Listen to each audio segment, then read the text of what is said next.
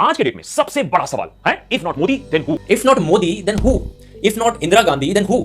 अगर आप मोदी को वोट नहीं दोगे तो क्या आप राहुल गांधी को प्रधानमंत्री देखना चाहते हो? मित्रों, आज के डेट में डूब की इकोनॉमी, लुढ़कते रुपए, महंगे होते हुए पेट्रोल, नीति पर चुप्पी, फार्मर क्राइसिस से भी ज्यादा बड़ा सवाल है। वो सवाल है, अगर मोदी नहीं तो कौन? मोदी हम तो लुट गए तेरे राज में, जाने तुझको है रे जाने तुझको खबर कब हो। ये सब दोगलापन है, मैं तेरा दोगलापन उतारता हूँ। मेरी कोई पढ़ाई वढ़ाई नहीं हुई है दोस्तों, आपको शायद आश्चर्य होगा जान करके, तो मेरी शिक्षा ही नहीं हुई है। तो 2014 से ना डिबेट चल रही है, if not Modi then who, है ना? If not Modi then who. मेरे पास जवाब है, इंडियन मदर्स। सही में यार, अब समय आ चुका, हमको पार्टी बना लेनी चाहिए। मैंने तो उनका पार्टी सिंबल और स्लोगन भी सोच रखा है, हाथ में चप्पल, नीचे स्लोगन, अब सुधरेगा देश। भाई ये लोग जो कह रहे हैं ना पीएम मोदी के अलावा दूसरा कोई चेहरा नहीं है। जिस दिन कोई पीएम मोदी से ज्यादा हिंदू मुस्लिम मंदिर मस्जिद इंडिया पाकिस्तान करने वाला मिल गया ना, तो वही सेम लोग जो आज पीएम मोदी को सपोर्ट कर रहे हैं, वही लोग वो उस आदमी को सपोर्ट करने लगेंगे जो ज्यादा हिंदू मुस्लिम करेगा, क्योंकि इनके परसेप्शन में हिंदू मुस्लिम मंदिर मस्जिद इंडिया पाकिस्तान है। तो ये इनको चुन रहे हैं जो इनका परसेप्शन लीड कर रहा है मोदी जी को सपोर्ट करने के लिए। ये शायद इंडिया में पिछले 9 सालों में सबसे ज्यादा पूछे जाने वाले सवालों में से एक है, if not Modi then who? और पीएम मोदी के फैंस और उनके भक्तों से ये सिर्फ एक सवाल नहीं है, बल्कि आपसे पूछे जाने वाले सवालों का एक काउंटर अटैक है। जब आप पीएम मोदी के फैंस से और उनके भक्तों से उनके अचीवमेंट और उनके पॉलिसीज के बारे में पूछते हो, तो आपको जवाब एक ही मिलेगा, लैक ऑफ वाइबल अल्टरनेटिव, कि हमारे पास कोई अल्टरनेटिव है ही नहीं।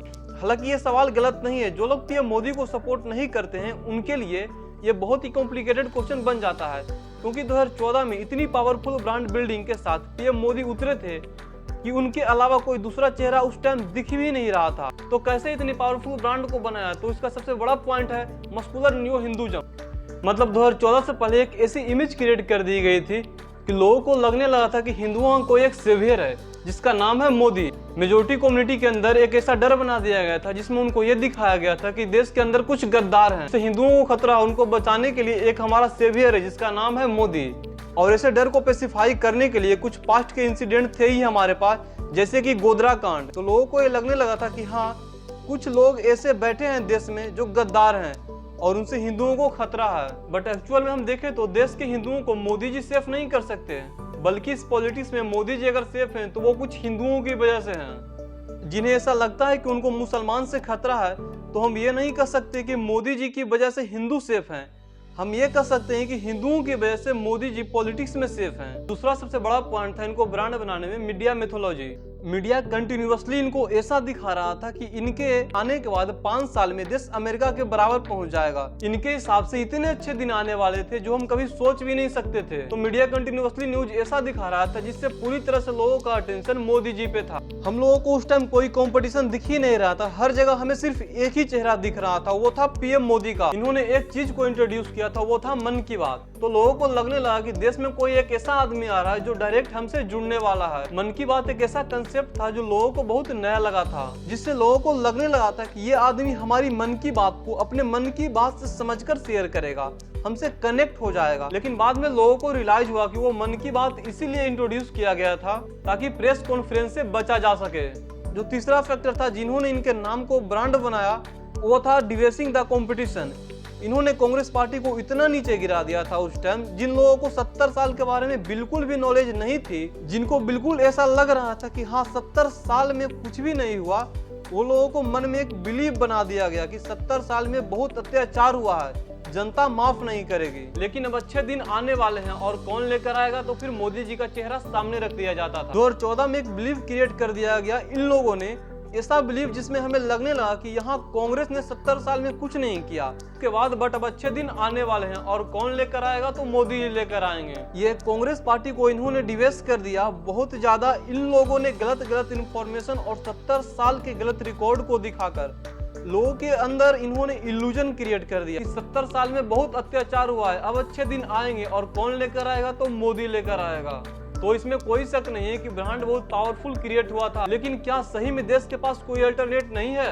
तो इसको समझने के लिए हमें यह देखना हुआ कि जिस चीज के लिए हम अल्टरनेट देख रहे हैं वो चीज है क्या? वो चीज है लीडरशिप। हमारे डेली लाइफ के जो एक्सपीरियंस होते हैं हम उनके बेसिस पर इंटरप्ट करते हैं और कुछ परसेप्शन निकालते हैं कि किसी भी चीज को लेके, तो लीडरशिप को लेके भी हमारा कोई ना कोई परसेप्शन होता है, लेकिन क्योंकि परसेप्शन हमारे पॉइंट ऑफ व्यू से बनता है, इसीलिए हम इनको रियलिटी नहीं बोल सकते, फैक्ट नहीं बोल सकते हैं। ये हमारा पॉइंट ऑफ व्यू है, किसी और का कुछ और भी हो सकता है, इसलिए ये एक रियलिटी नहीं है, ये एक फैक्ट नहीं है, ये सिर्फ एक हमारा पॉइंट ऑफ व्यू है। तो हम लीडरशिप को लेकर अलग अलग परसेप्शन रखेंगे तो हमारी लीडर को लेके अलग अलग चॉइसेस भी होगी। आपके हिसाब से अगर लीडरशिप में जो रिस्पॉन्सिबिलिटी होती है, मंदिर मस्जिद, हिंदू मुस्लिम, इंडिया पाकिस्तान, अगर यही आपके परसेप्शन है तो आपको लीडरशिप को लेकर यही लीडर आपको पसंद आएंगे। जो इसकी बात करता है, मतलब आपका परसेप्शन यहाँ पे लीड कर रहा है आपके लीडर चुनने के लिए। मतलब आसान भाषा में आपके जो लीडरशिप को लेकर जो परसेप्शन है, आप उसी के अकॉर्डिंग लीडर चुनेंगे। लेकिन उसमें आप ये भूल जाते हो कि लीडरशिप की रियलिटी क्या है। क्या वहाँ पे आपके परसेप्शन के हिसाब से लीडरशिप को देख रहे हो? रियलिटी ऑफ लीडरशिप कुछ और ही है। और इसको ये समझने के लिए हमको ये देखना होगा कि लीडरशिप में क्या क्या रिस्पॉन्सिबिलिटी होती है, वो खुद में ही एक डिफाइन है। उस लीडरशिप को लेके हम लोगों को परसेप्शन हो नहीं सकता है, क्योंकि लीडरशिप अपने आप में डिफाइन है। लीडरशिप में कुछ रिस्पॉन्सिबिलिटी, ड्यूटी होती है, कोई अधिकार होता है कि लीडर का कि उसे ये काम करना है। आप ये कहते हैं कि मंदिर मस्जिद बनना चाहिए, वो ये कहता है कि मैं ये करवाऊंगा, मैं वो करवाऊंगा। एक्चुअल में जो एक लीडर की रिस्पॉन्सिबिलिटी होती है वो क्या है, उसकी बेसिस पर आप एक अच्छा लीडर चूज कर सकते हैं। तो अगर आप परसेप्शन से हट जाएं और रियलिटी को समझें तो रियल में रिस्पॉन्सिबिलिटी क्या है एक लीडर की, तो उसके बेसिस पे हम एक अच्छा लीडर को चुनेंगे। हम उसी के बेसिस पे चुनेंगे जो रिस्पॉन्सिबिलिटी के कैपेबल होगा। तो एक अच्छी लीडर का रिस्पॉन्सिबिलिटी ये है कि वो एक अच्छा कम्युनिकेटर होना चाहिए, वो जनता के लिए बहुत अच्छा कम्युनिकेटर होना चाहिए, जनता को ये बता सके कि वो जो कर रहा है वो क्यों कर रहा है। उसके रिजल्ट जब आएंगे तो जनता के सामने एक बार फिर आकर उसे बताना चाहिए कि ये मैंने किया था, इसके ये रिजल्ट आए, हम यहाँ पर चूक गए, हमने यहाँ पे ये अचीव किया। बट हमारे प्रधानमंत्री को एक ही प्रेस कॉन्फ्रेंस करने का टाइम ही नहीं है, क्योंकि जो भी उन्होंने किया है उसके जो कॉन्सिक्वेंस आए हैं वो देश पे गलत ही इम्पैक्ट पड़ा है। इसकी वजह से ये एक रीजन है कि वो अभी तक एक भी प्रेस कॉन्फ्रेंस नहीं कर पाए हैं। मतलब ये समझ में आता है कि वो एक अच्छा कम्युनिकेटर नहीं है। एक अच्छे लीडर की खास बात ये होती है कि वो सिर्फ अचीवमेंट को नहीं, अपने फेलियर को भी एक्सेप्ट करे। सेकंड वेव में जब इतनी डेथ हुई इस देश में, उसके बाद सेंटर के तरफ से ये बयान आया कि ऑक्सीजन की तरफ से किसी का मौत नहीं हुआ है। मतलब ऑक्सीजन की वजह से किसी की मौत नहीं हुई है, बल्कि पूरे देश को पता था कि ऑक्सीजन की वजह से कितनी मौतें हुई है। मतलब कि कैपेसिटी नहीं है फेलियर को एक्सेप्ट करने की हमारे प्रधानमंत्री में। एक आइडल लीडर के पास बात का विजन होना चाहिए कि वो जो कर रहा है क्यों कर रहा है, उसके कॉन्सिक्वेंस क्या होंगे। जब फर्स्ट वेव में इतनी डेथ हो चुकी थी तो सेकंड वेव में उन्होंने इस कंडीशन को सही तरह से ट्रैकल नहीं किया था। इसका मतलब हमें यह समझ में आता है कि हमारे प्रधानमंत्री विजनरी नहीं है, हमारा लीडर विजनरी नहीं है, उसका जो मैनेजिंग पावर है वो बहुत ही खराब है। तब जब हमें मालूम है एक लीडर की क्या रिस्पॉन्सिबिलिटी होती है, ऑप्शन ऑफ लीडरशिप की जगह विजनरी ऑफ लीडरशिप को सामने रखते हुए ऐसे चेहरों को देखेंगे जो पीएम डेजिग्नेशन के लिए जा रहे हैं। उन चेहरों के पास्ट परफॉर्मेंस को देखेंगे, उनमें जो रिस्पॉन्सिबिलिटी उनको दी गई थी उन्होंने उसको कैसे मैनेज किया था, क्या वो अपने डेजिग्नेशन के लिए एक अच्छा लीडर थे कि नहीं थे। उन सब चीजों से उनको हम एनालाइज करेंगे, क्योंकि कोई ना कोई जो भी चेहरा रहेगा तो कभी न कभी एमपी रहा होगा, सीएम रहा होगा, कोई ना कोई पॉलिटिकल डेजिग्नेशन पर रहा ही होगा, कोई ना कोई पास्ट परफॉर्मेंस रहा ही होगा। तो हम उनको एनालाइज करके देख सकते हैं कि जिस पीएम की रिस्पॉन्सिबिलिटी को वो ले रहा है क्या वो उसके कैपेबल है। तो उनका पास्ट परफॉर्मेंस को एनालाइज करेंगे कि लीडरशिप की रिस्पॉन्सिबिलिटी के लिए कैपेबल है, और ऐसा करने पर हमको एक ऐसा ही चेहरा मिलेगा जो एक्चुअल फिट बैठता है लीडरशिप के लिए। ये लोग जो कह रहे हैं ना पीएम मोदी के अलावा कोई दूसरा चेहरा नहीं है, जिस दिन पीएम मोदी से ज्यादा कोई हिंदू मुस्लिम मंदिर मस्जिद इंडिया पाकिस्तान करने वाला मिल गया ना, तो यही सेम लोग जो आज मोदी को सपोर्ट करे वही लोग कल उस आदमी को सपोर्ट करने लगेंगे जो ज्यादा हिंदू मुस्लिम करेगा, क्योंकि इनके परसेप्शन में हिंदू मुस्लिम मंदिर मस्जिद इंडिया पाकिस्तान है। तो ये इनको चुन रहे हैं जो उनके परसेप्शन को लीड कर रहा है मोदी जी को सपोर्ट करने के लिए।